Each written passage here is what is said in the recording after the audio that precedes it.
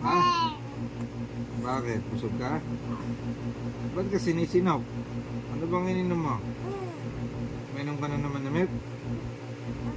Ha? Yan. Katawan mo. Ano? Napala mo. Oh, sige pa. Oh. Na. Oh, iyan yan na sinisinok dahil matakaw ka sa gatas. Hindi ka na may migay. Ano? Inom ka parang gatas? Tignan mo. Ang katawan mo, parang kay mama, puno ka na ng nyug. Saka ng puno ng nyug na naman. Ano? Ano sabi mo? Nga? Kasi, tulog na. Sleep na.